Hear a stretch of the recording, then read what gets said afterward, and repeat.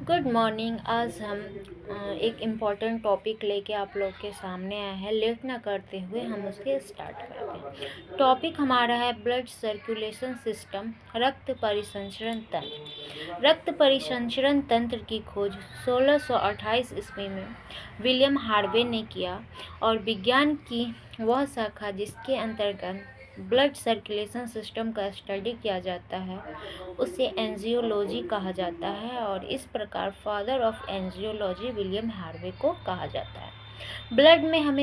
Blood circulation system में हमें तीन चीज़ पढ़ने होते हैं।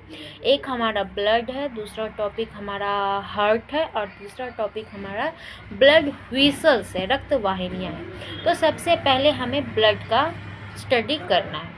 सबसे पहले हम ये जानेंगे कि ब्लड होता क्या है। तो ब्लड एक तरल संयोजी ऊतक है जो कि पूरे शरीर में फ्लो करता है, पूरे शरीर के अंगों को कनेक्ट करके रखता है, पूरे शरीर तक उसको मतलब पूरे शरीर के सेल को ऑक्सीजन पहुंचाने का काम करता है। ये तो समझ गया।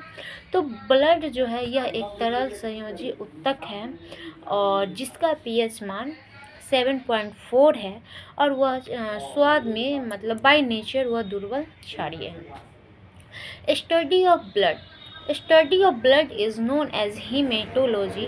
विज्ञान की वह शाखा जिसके अंतर्गत ब्लड का अध्ययन किया जाता है उसे हम हीमेटोलॉजी कहते हैं।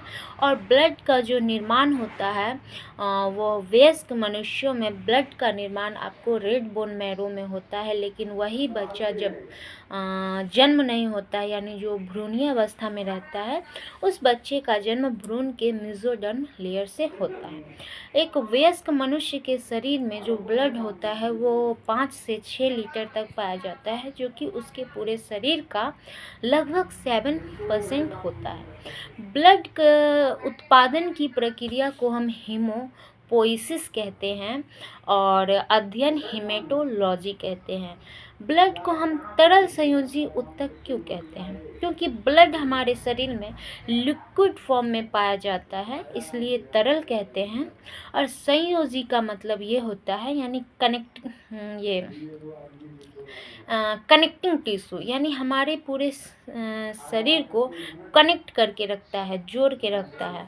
और इसे टिश्यू इसलिए कहते हैं क्योंकि हमारा ब्लड जो है कई सेलों से मिलकर बना है। समझ में आया?